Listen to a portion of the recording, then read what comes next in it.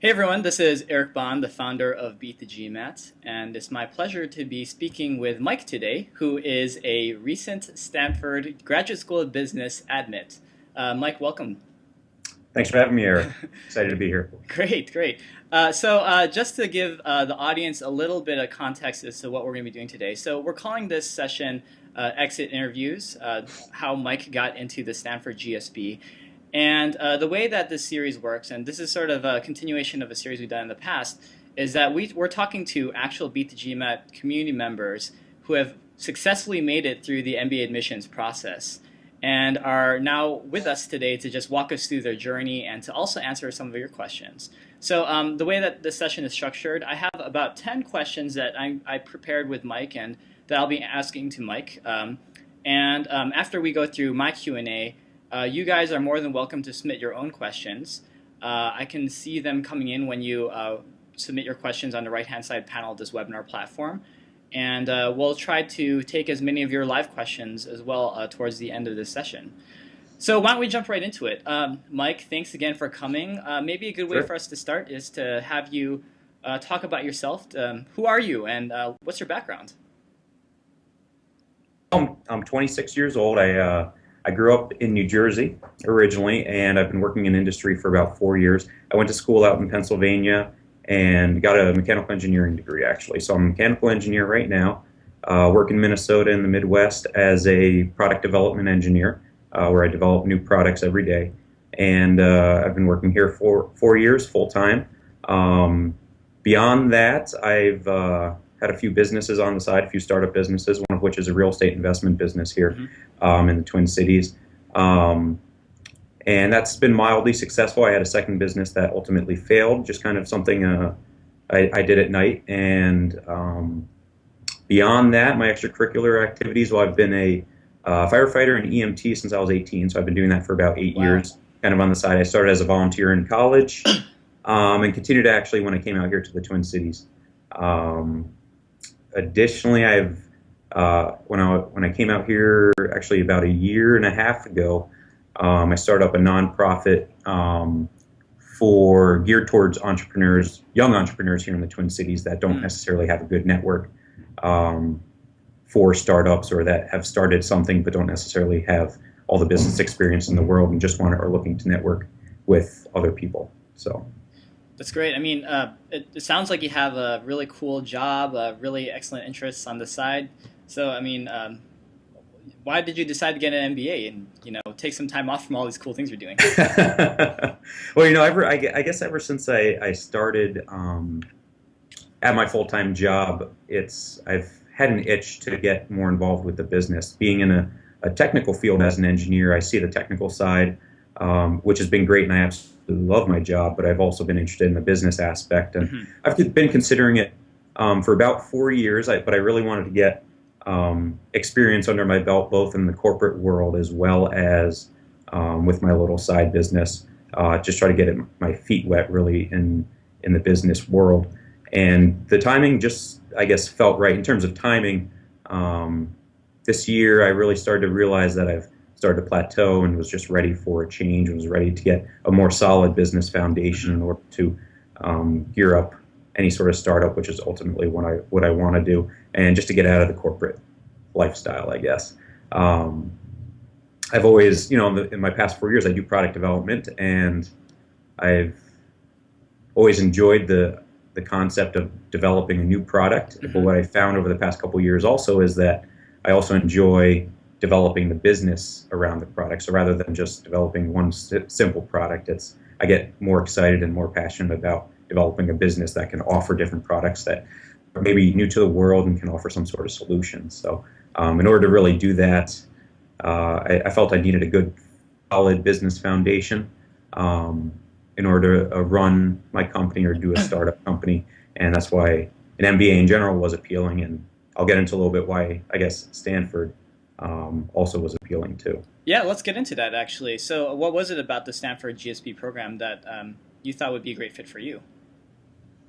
You use that word fit, and that's probably the most common word I've heard throughout this whole process. And somebody told me that in the very beginning. They said, you're going to hear a couple words used repeatedly, and fit is going to be one of the most common. And in fact, that was. And during this whole process, I learned a lot about fit and what that really meant, and I learned a lot about myself. When I first started applying, I actually thought that I wanted to attend another top institution.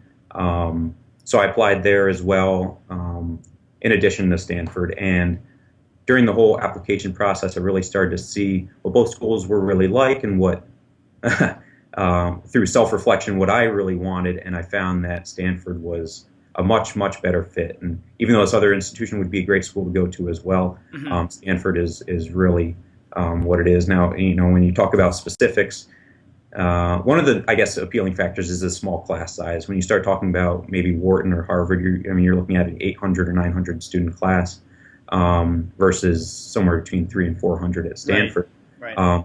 I went to a relatively small undergrad, and I really got to know my peers, and that was very valuable to me. So that was just one of the appealing aspects of Stanford, the small class size compared to some of its peers.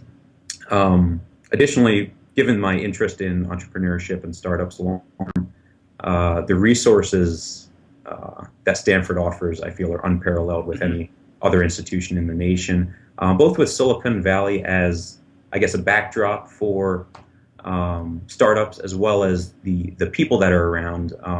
You and I were talking a little bit offline before the event, and you mentioned being out in Silicon Valley.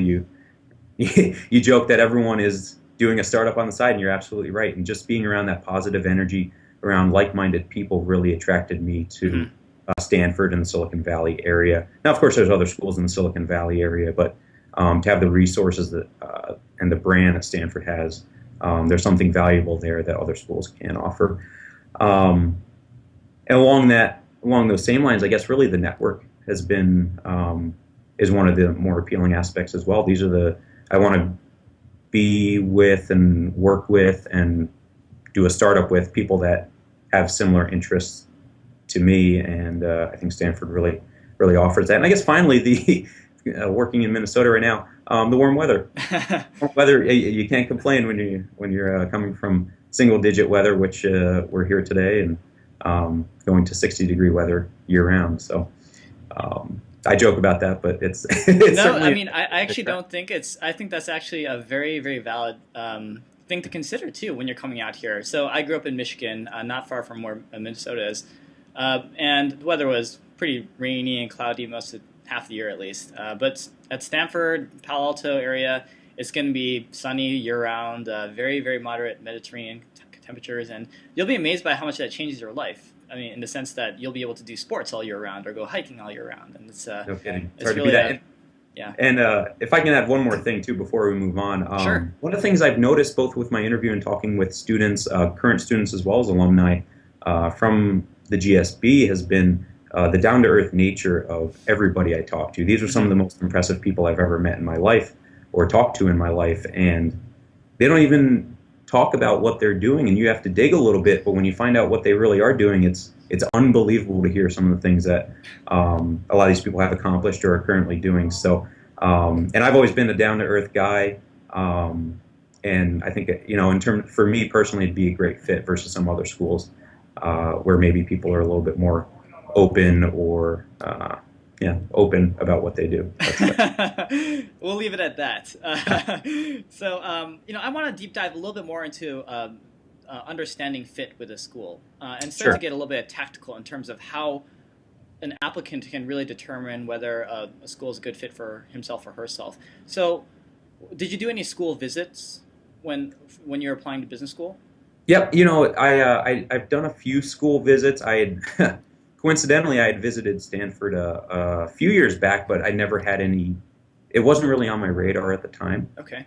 So it wasn't an interest of mine. At the time, I actually wasn't even considering full-time MBAs. I was thinking about doing it part-time. I think school visits are definitely valuable and very important if you can do it beforehand. Yeah. At the very least, if you can't do it before you apply, do it after you apply, but before you make a decision about where you want to go, because it's not uncommon to hear stories of people changing where they decide to go based on a school visit. Now, one of the challenging things with Stanford, which is a plus on some aspects, is that the interviews are done by local alumni. So if you have alumni in your area, you don't actually have to travel to the school to do the interview. But that while it's great and convenient for everybody not to have to travel, at the same time you don't get to visit the school to do the interview. Gotcha. So I'd highly recommend doing it separately, preferably before you apply, but at the very least before you make a decision. We'll definitely come back to the interview in a moment. Sure. And another clarifying question in terms of what you've done to determine the fit. So beyond just campus visits, did you talk to alums while you're applying or friends who may have been at Stanford? Can you describe that a little bit more? I talked to a couple of alums, mainly through my network from my undergrad, who had then gone on to Stanford Graduate School. Okay.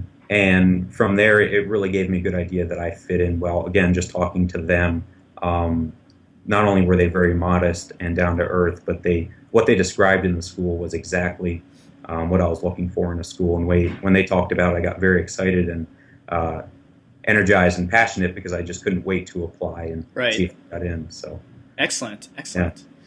Okay, well, before we move on to the next question, just want to remind the audience that we're speaking to Mike, who is a Stanford admittee, and we're going through a couple of questions. But if you have questions of your own, feel free to ask them in the questions panel on the webinar panel on the right. I see a few coming in, and we'll do our best to get through them at the end of my set of questions. So, as I like to say at this point in the interview, the name of our website is Beat the GMAT, so we always have to ask a GMAT question. Fair enough. Why don't we let's take this at a high level, though. So, can you describe some of the things that you thought were really effective during your GMAT prep? Like, what were the best things that you did while you're preparing for the GMAT? One of the first best things was logging onto the Beat the GMAT site and starting up a membership. Thanks for that plug. No, that was, to be honest, that was one of the earlier things I did.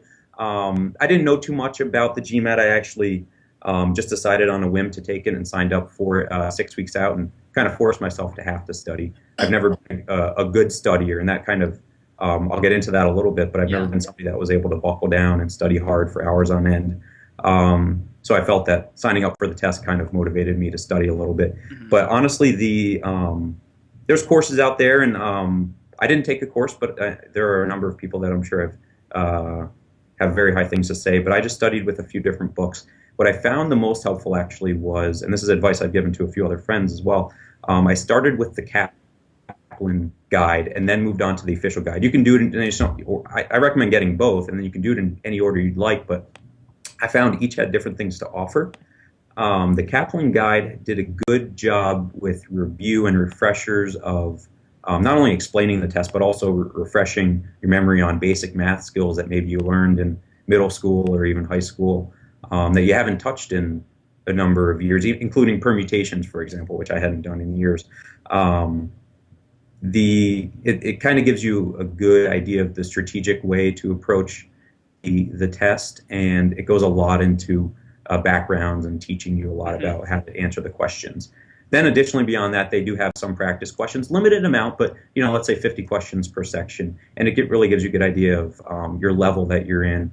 It has some challenging questions in addition to easy questions, so you start to get a good feel for the test using the Kaplan book. So I actually went through the entire Kaplan book. And then at that time, I still had time left before the test, so I started working on the official guide. Now, the official guide, I didn't do all the questions in the book, but the nice thing about the official guide is that it has hundreds upon hundreds of questions for each type of section that you'll be tested on in the GMAT. Right. And I found that while the Kaplan had a good refresher and gave me a solid base, the official guide helped me really refine my test-taking skills and really gave me exposure to a lot of different questions. And that's really what taking the GMAT is. It's about practice, getting your timing down, having a good strategy, learning how to stay calm. But practice in the end really helps with all of those things. So by doing those questions, keeping time, I wasn't super strict on my time, but I tried to make sure I monitored it so I wouldn't spend an exorbitant amount of time on certain questions.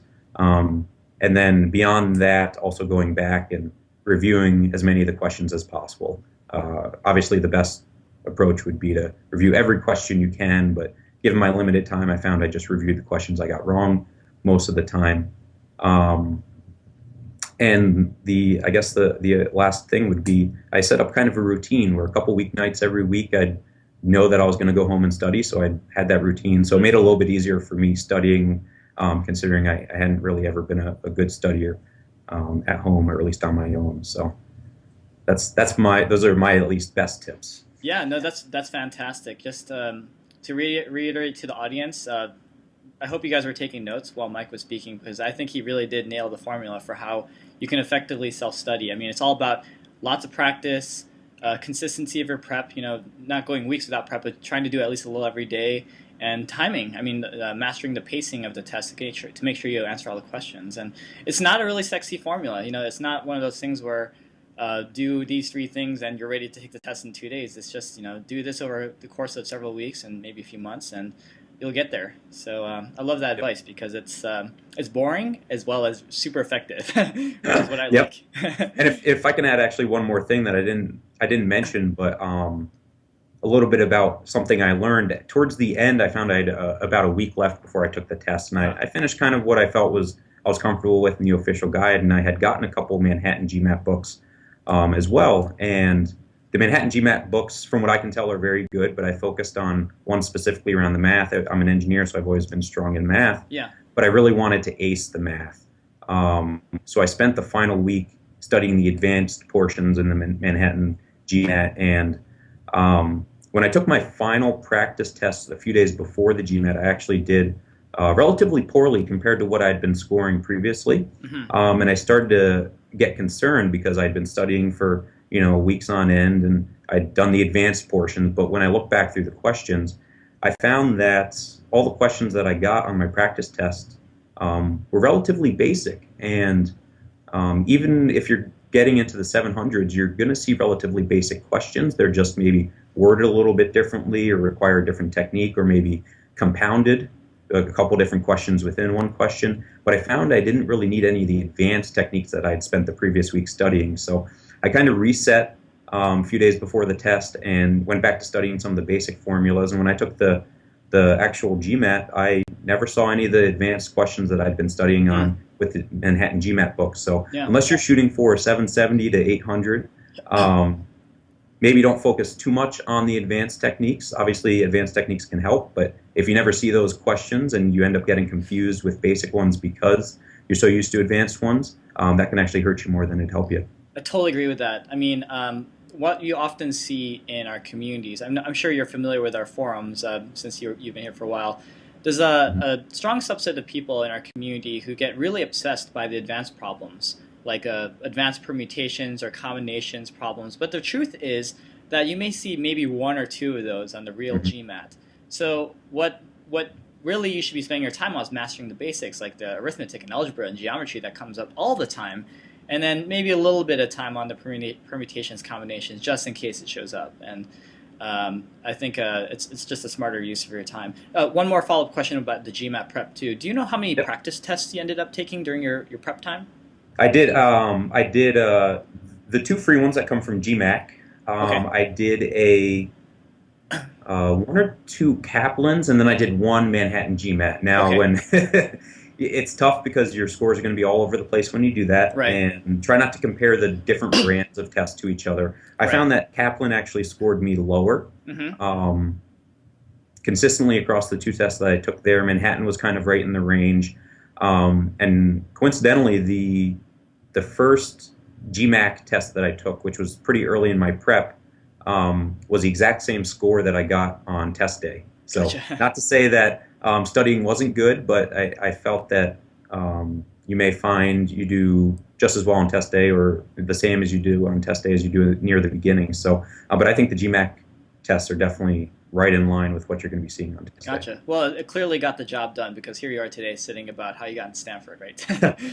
So, okay, well, why don't we move on? So, Mike, what matters most to you and why? Well, actually, don't answer that. So the question is actually... my essay. I have it printed out here. How did you go about answering that question? So for those of you who are not familiar, Stanford has this ridiculously difficult first question every year, and it's what matters most to you and why. And I love hearing applicants' perspectives on how they go about sort of thinking about answering this question. So Mike, any thoughts?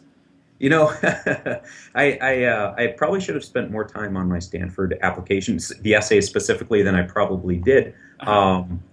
So I didn't necessarily spend a lot of time sitting in front of the computer screen trying to figure out how I was going to answer the questions. But what I found was actually most helpful was the months preceding when I was going to be working on the applications. Uh-huh. I really started to do a lot of self-reflection of what is important to me, what I wanted to get out of life, what I wanted to get out of an MBA program, all those sorts of questions that you typically as a recurring theme throughout different MBA applications. And it wasn't necessarily that I was jotting anything down at the time. I hadn't even started writing any essays. I hadn't written a single word on paper about what I wanted to do. But it was the process of thinking a lot about what I wanted to do, and that self-reflection that made it easier when it did come time to sit down and write my essays. So what I'd recommend for that one or any really any application questions would be think about it a lot before you even sit down at the computer. If you just try to sit down and write the answer to these questions, it's going to be very difficult.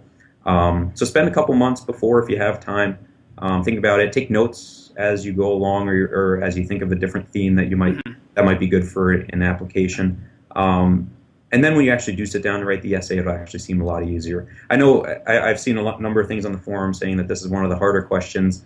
Some people actually consider it one of the hardest questions, if not the hardest essay questions. I actually didn't find it that bad. It was the first one I had done for Stanford, and when I just sat down and started writing, it actually flowed pretty easily. It was a little bit longer than I had originally intended, but I actually kept that because I felt it was important. So Yeah, that's great. I mean, it's I think a lot to give some people context as to why this might be a really scary question. So let's pretend that you're 2 weeks away from submitting your Stanford application, and this is the first time you've seen this question.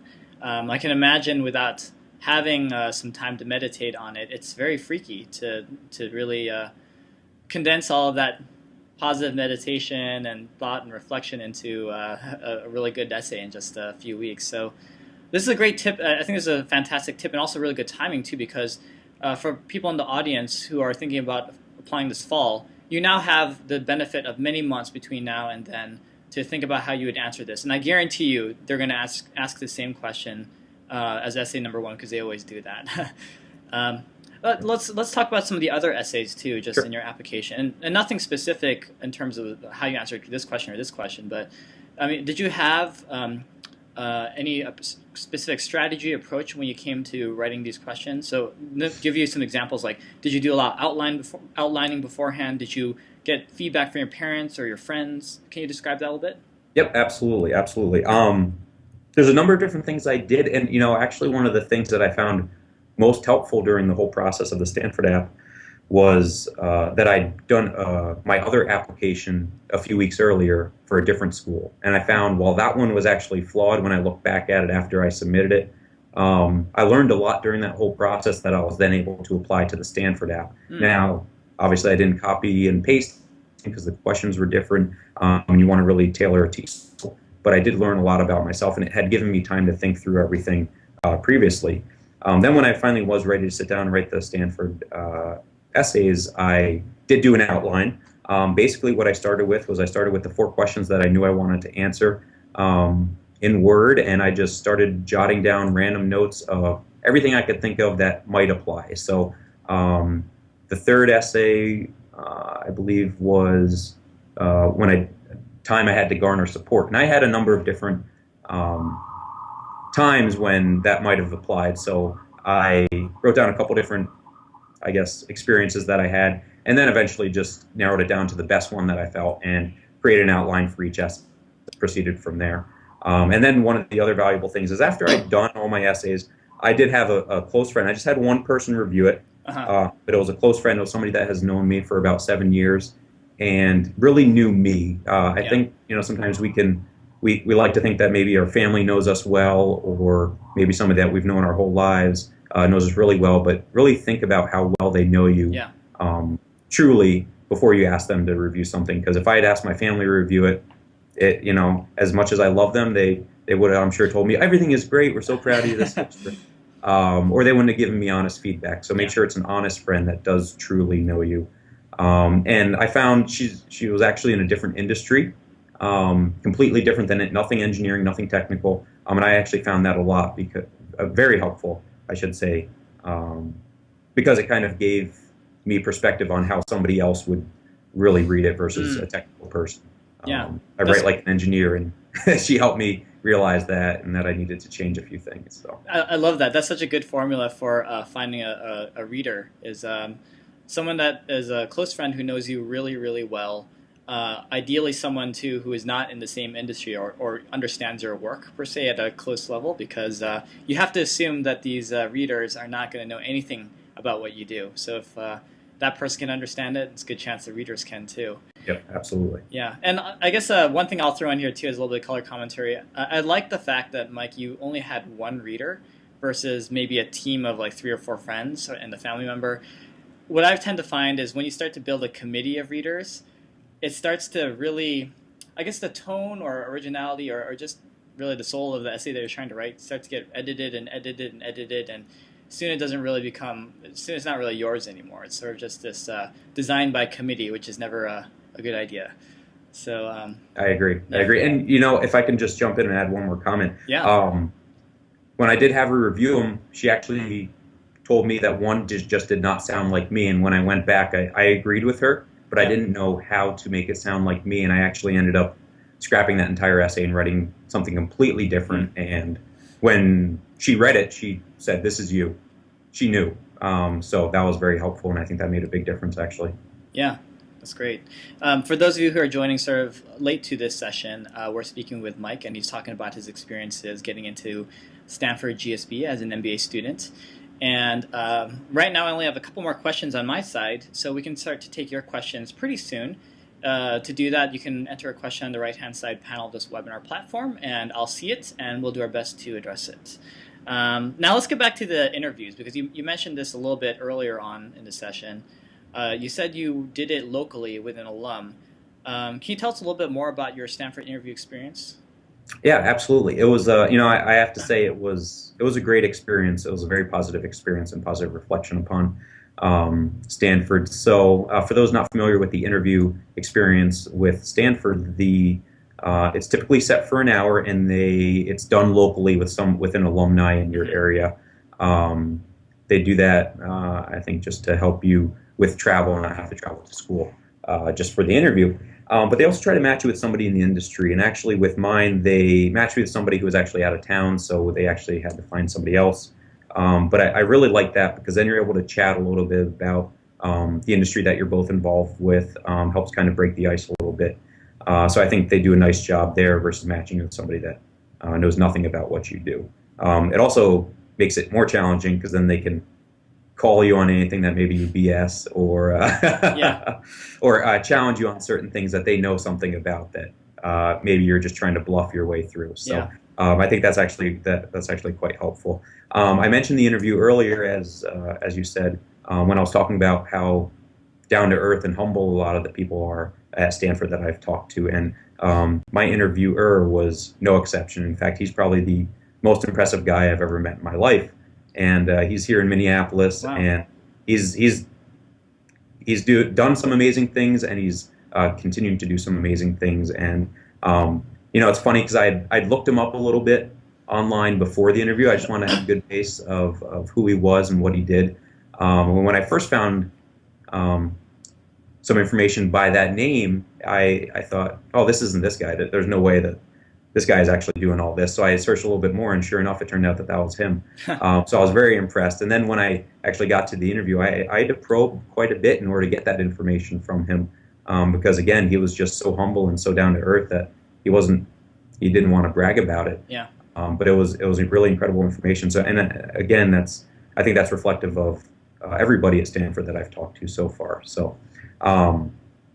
The interview did go a little bit long. We ended up chatting for about 80 minutes, okay. Which I found quite good. He started out with a background, small background on him, his experience at Stanford, then got into the questions. And for those not familiar with the process, Stanford typically issues their interviewers a list of questions that then they're supposed to go off of. And I'm not sure whether they have the green light to go ahead and ask different questions, not on the list, but typically they tend to stay with those questions. My interviewer started with those and then actually went a little off course and started asking his own questions, which I hadn't prepared for. Because you can kind of get a good idea of what kind of questions they are going to ask based on previous interviewees' experiences. But he asked a few challenging ones that were not on let's say, a Stanford approved list. So I found that quite challenging, but actually kind of a breath of fresh air because I hadn't prepped answers for those, and he really got to know me, I think, as an individual, and really hear my honest, candid response to those questions. So while challenging, I wouldn't say it was stressful. It was actually kind of fun, and he didn't make it stressful at all. Yeah. There was one point at which I stumbled a little bit. I didn't quite answer his question the way he had hoped I'd answered it, meaning I kind of went a little bit off course. So he basically just re-asked it, and I was able to answer it effectively from there. Great. That's great. A couple tactical questions, too, about this interview. So one thing about Stanford is that it's notorious for being a very informal school. We're a jeans and T-shirt kind of place. What did you wear to this interview? That's a great question. I actually struggled with this, and I actually asked a friend what he thought. So when I set up the interview with my interviewer via email, he said it's because he has his own mutual or a hedge fund, and he has his own office. And he says it's very casual, laid back here. So feel free to dress casually. And when I first read that, I thought, while I'd like to, I just don't feel comfortable dressing casually because you're still going on an interview. And every interview I'd ever been to, I wore a suit, dressed very nicely, and so I was a little bit, I guess, uncertain of what I should wear because while I didn't want to wear jeans and maybe a polo and seem like I didn't care, at the same time I didn't want to wear a full suit and seem like I was trying too much or couldn't adjust to the culture of Stanford, let's say.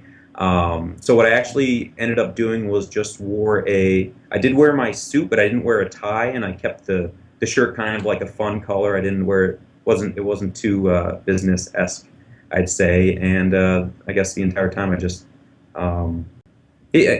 kept it casual, and he was comfortable with that. Yeah. I kind of let him know ahead of time, I'm going to wear, I'm still going to dress up a little bit, but I think that was the right call. I mean, obviously you never want to show up underdressed. That's the most, he could be saying casual, but he's wearing a suit. Exactly. You never know what to expect. But I do think I can't really advise women's fashion. Since I'm not a woman nor really fashionable. But for men, I'd say I think what Mike is suggesting was really the right call, which is sort of like a suit jacket, maybe dress pants, collared shirt, but no tie. Definitely no tie. Stanford's a very anti-tie kind of place. Yeah. Yep. Additionally, if I had a nice blazer, that would have gone well with a pair of khakis. That's probably what I would have worn instead. But I just didn't have anything, and I didn't want to go out and buy it just for the interview, I guess. So I think that would be fine. That sounds about right too. Another technical question about your interview as well.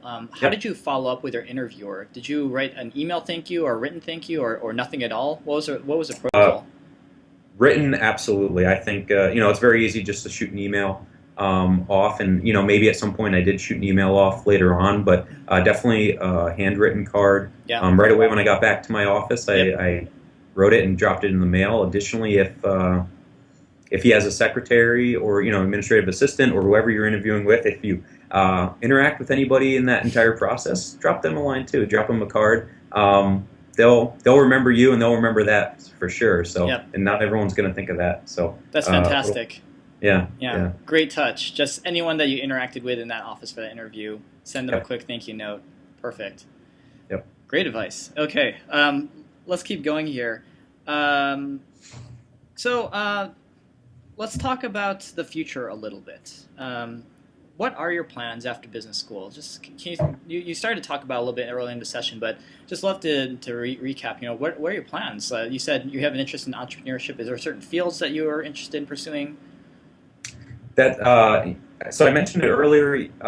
There's not necessarily a specific field. I'm kind of open at this point in terms of what I'd like to do or what kind of field I'd like to pursue. But my main goal is entrepreneurship, and it's a startup. Now, that startup could be my own. I'm kind of an idea guy. I'm kind of a builder. It's the reason I became an engineer to begin with. So I love the idea of coming up with an idea, and I've got dozens and dozens of them, and building one of those out to a full-scale model. And if that doesn't seem to be, if it just doesn't feel right at the time, or I don't think it could be profitable, but there's some other startup that I could join, maybe an early-stage tech startup, I'm certainly open to that possibility as well. Right. During the whole process in the beginning, what I started to think about was, maybe I'll come back to the corporate world and do strategic planning in a large corporation like I'm in now, do business development. And while I don't think that that's a bad thing at all for somebody pursuing an MBA, I found that it wasn't just what got me excited and what I was passionate about. Instead, the startup experience is what I was passionate about. So that's what I plan to do. Now, of course, worst case with an MBA degree from a great school like Stanford, I should be able to do just about anything, and I could potentially become a consultant if I needed to, if I found that either my startup wasn't successful or I just didn't have an idea that I felt was worth pursuing at the time. So that's kind of my backup.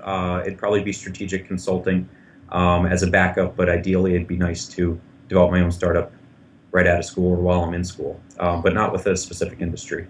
Anything is really open at this point. What about specific roles? So are there certain functional areas which get you very excited in the future? For example, do you want to be a marketer or focus more on product management or product development? Would love to just hear that too. Yeah, I guess the areas that really get me excited are strategic development of just the general business, as well as product development specifically. Obviously, in my current role as a product developer, I get to see all the aspects of that. So I'd certainly be interested in seeing that through with my business. However, marketing is not something that I'm necessarily strong at. It's something that I've realized over the past couple of years with my own side ventures.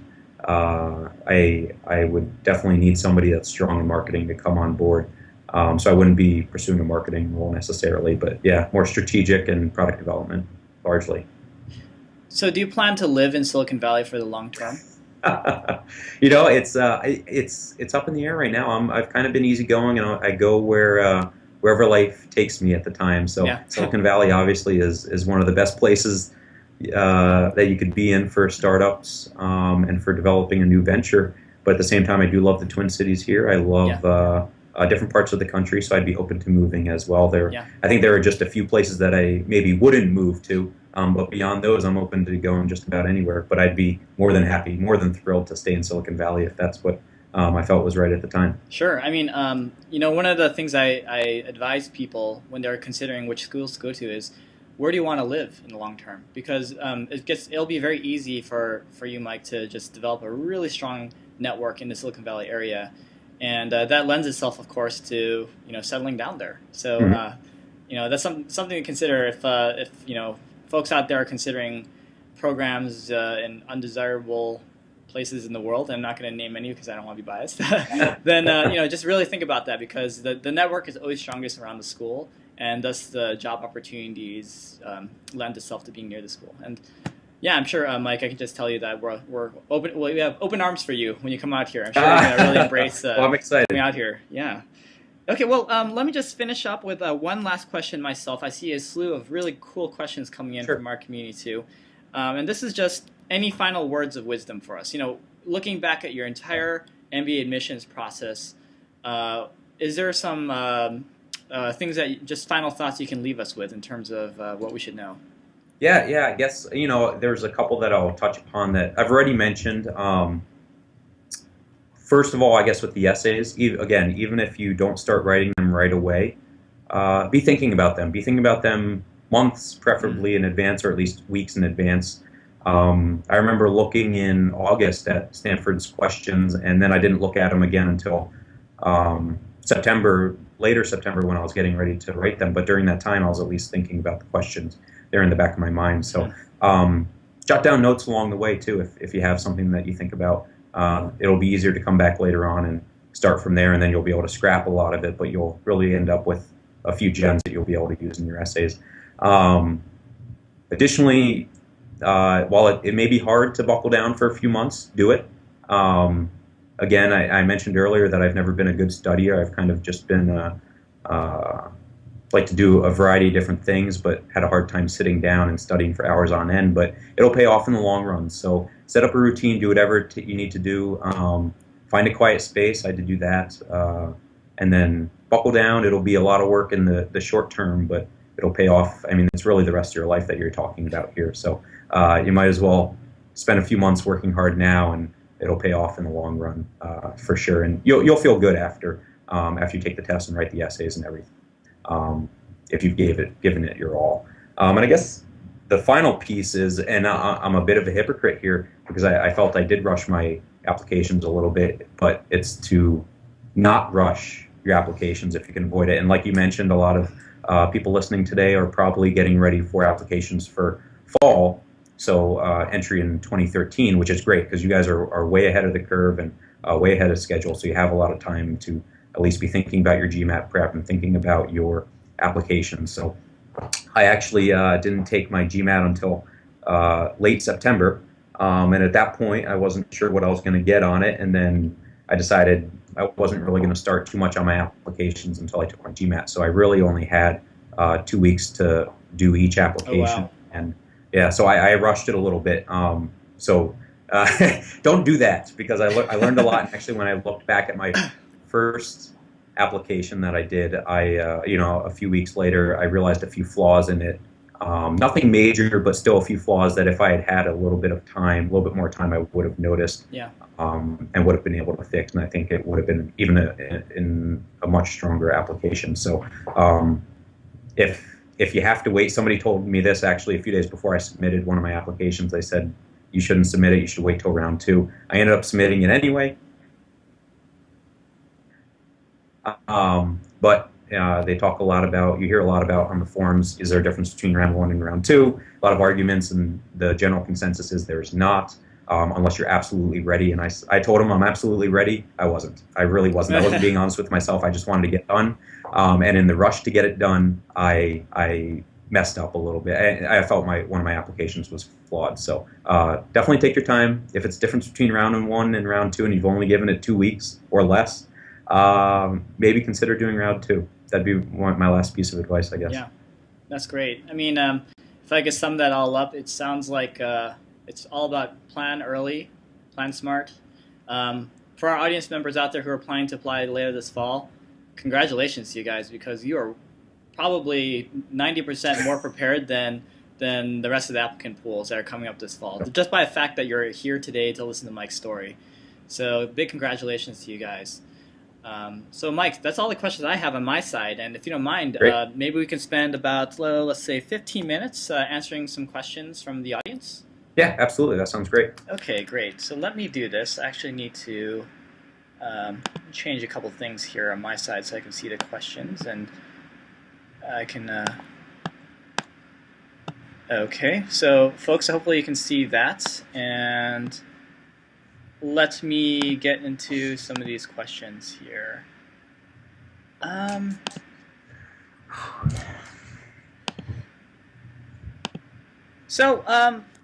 This is a question that came in from Carmela. She's asking do you think that your technical background helped you get into the GSB in particular? Do you think, so any thoughts in terms of your own background and maybe undergraduate or your work that you think might have helped you getting in? Sure. I don't think it necessarily helped having a technical background, but it also didn't hurt. You'll see a lot of engineers apply to the MBA programs quite a bit. There's a lot of consultants that apply that aren't technical, but the technical side is definitely a large portion of the applicant pool.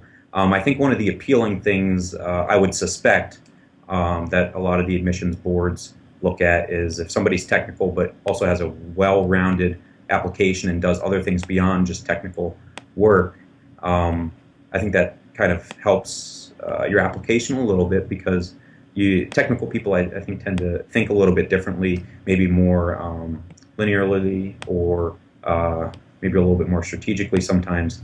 And I think that can help a little bit. And it's also a little bit different than you kind of distinguish yourself a little bit from a lot of the other backgrounds. If you're a finance person or a marketing major from undergrad, that's great. But if you have a technical background, it kind of helps distinguish you a little bit. Mm-hmm. It also depends on what school as well. With Stanford, it's there's a lot of tech-minded people out there as well. And again, even though I'm just a mechanical engineer, not a computer science major, I think that kind of fit nicely into Stanford's um, maybe curriculum and the people that go to Stanford as well. Gotcha, gotcha. Uh, Another question coming in. So related to your interviews, actually, what did you end up asking your interviewer when he asked you, what questions you have for me? Shoot. That's a great question.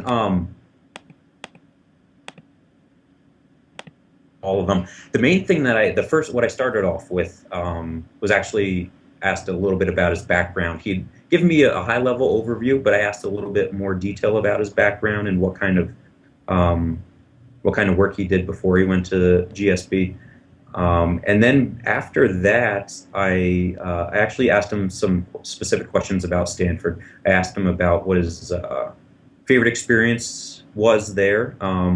Asked him if there's anything he could do again, what would that be, as well as what would he avoid doing or what would he not have done if he could go back and do it again. Then that kind of turned into just a conversation about Stanford in general. He shared a little bit about some of the experiences he had there, some of the professors he had there. Then there was just some unprepared questions about those experiences and professors as well. Gotcha. Yeah, this is a difficult one. I always struggle to advise people on what do you ask your interviewer. I think the general consensus is you need to ask something. I mean, you have to demonstrate some interest in maybe some of the research you've done towards the school. So if you you go to an interview and they ask you, what do you want to ask me, and you have nothing to say, that's kind of a red flag. So it's work really hard on that, audience members, on how you want to answer that. I'd agree. Yeah. Okay, I see a question coming in from Charnella, who's asking, how informal or formal should your writing and voice be in your essays? Was there a certain tone that you wanted to strike? Yeah, that's actually a great question because I think you kind of need to gear it towards each school because each school, I mean, obviously Stanford is a little bit more, as you mentioned, a little bit more laid back. Their questions are very philosophical, and I don't think they're going to get hung up on little things like if you use a conjunction or not. When I went back and reviewed, I did the initial writing just quickly, just trying to get my thoughts down, and then plan to go back and maybe change some tenses or expand some conjunctions instead of I'm, I'll put it out into I am. But what I found was that when I read it, I felt that it was truly my voice. The way I wrote it and when I read it afterwards was the way I felt sounded like me and what you really reflected upon me. So while there was a few things I edited, with Stanford, I actually kept it pretty informal and kept it very close to the way I'd talk if I was talking. I did have to change a few things or expand upon a few things again because I tend to write like an engineer sometimes.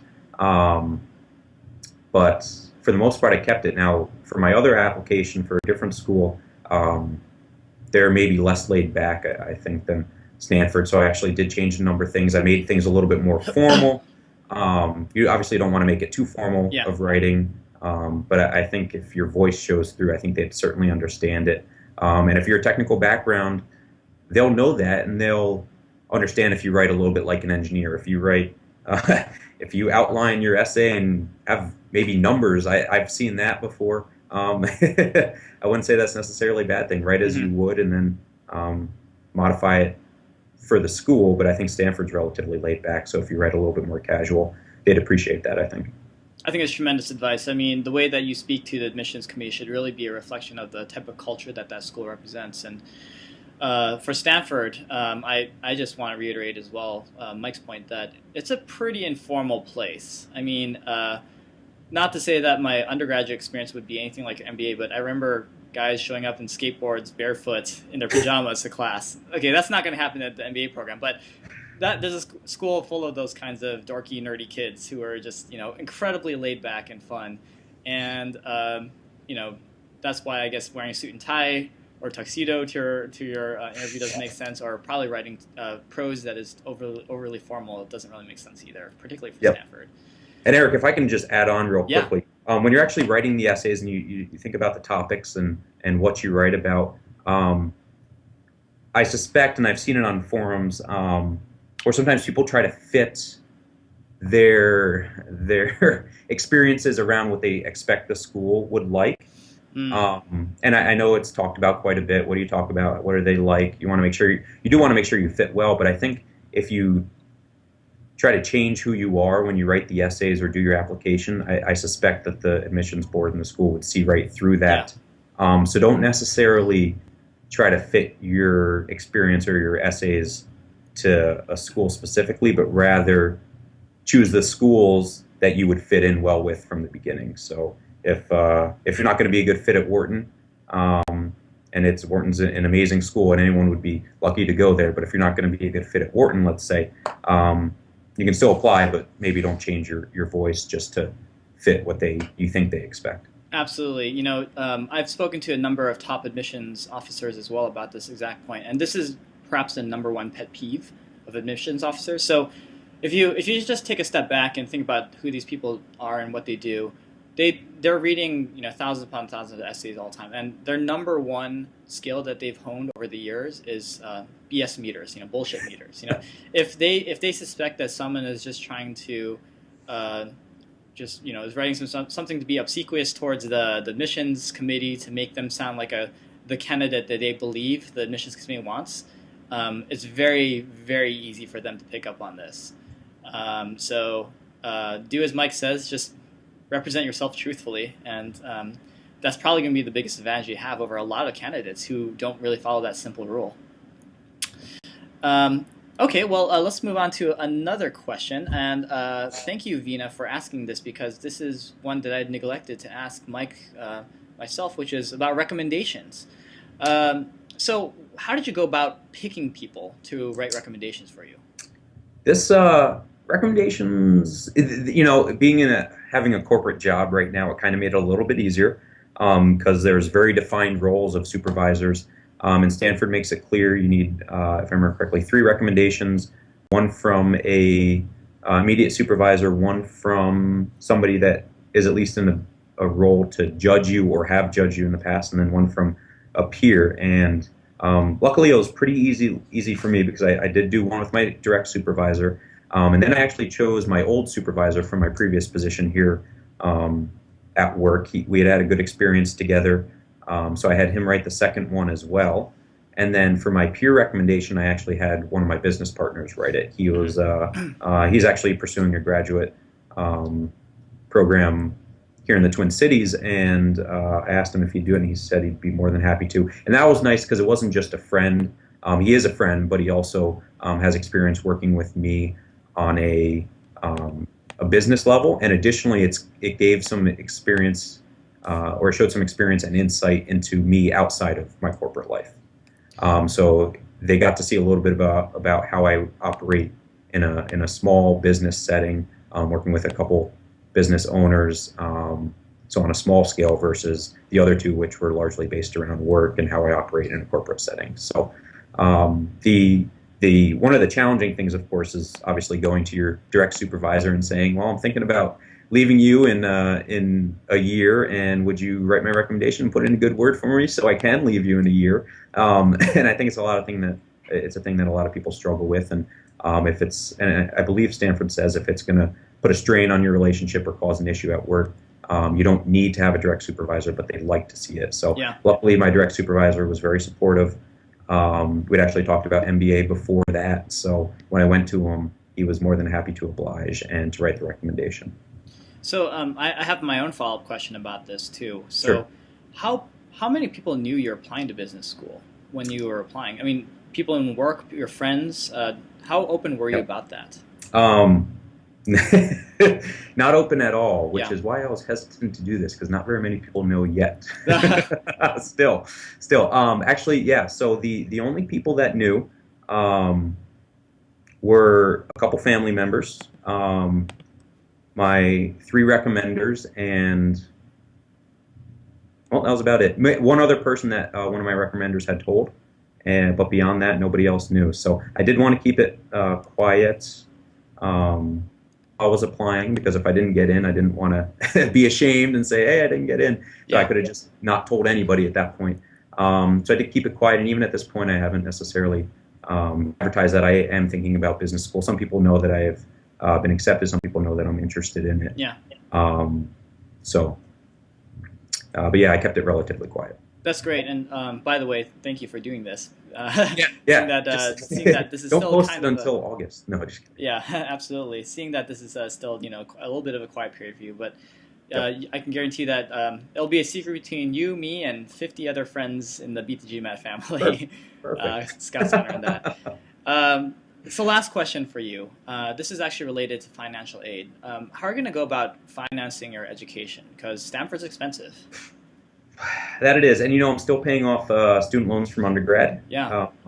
Even 4 years later, it was certainly consideration. And when I first looked at Stanford, I remember going home and telling my girlfriend that I wanted to apply to Stanford, and then she asked how much it was, and I said, "Oh, it's like $50,000," because I remember looking on the site and it was saying $50,000. When I went back to look the next day, because I looked at it briefly, when I went back to look at the next day, I noticed that was per year. So at the time I was thinking, 50,000, I could swing that. I'll Yeah. take out loans and everything. That could be worth it. Yeah.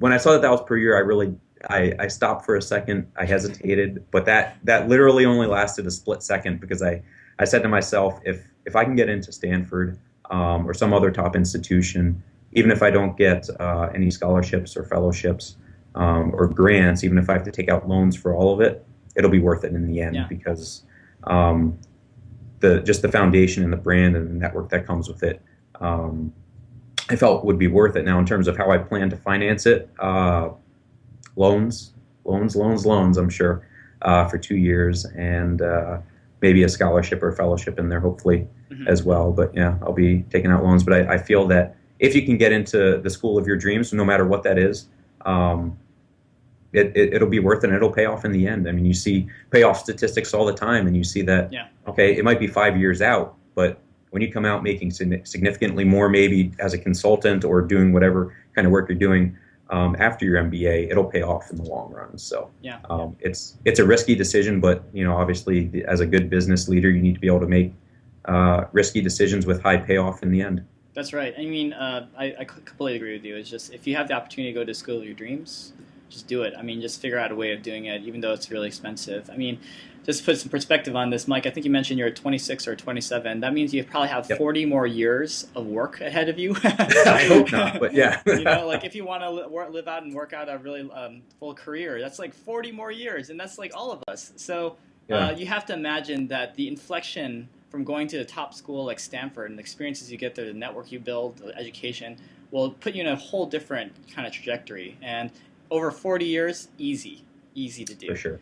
So, okay, well, unfortunately, that's all the extra questions that we have time for this session. But Mike, again, just really want to wish you all the best, and thank you so much for doing this session today. It was so informative. Thank you, and best of luck to everybody listening and that listens to this in the future. Great, and yeah, congratulations, and I hope to meet you in person when you get out here to Palo Alto in a Thanks, few for months. sure. For sure. Okay, great. And to our audience members, thank you so much for attending today and asking your great questions to Mike. And I wish you all the best in your coming year as you prepare for Stanford's GSB's application, and start thinking about that first question, what matters most to you and why, because it's going to take some time to meditate on that one. Okay, guys, all the best.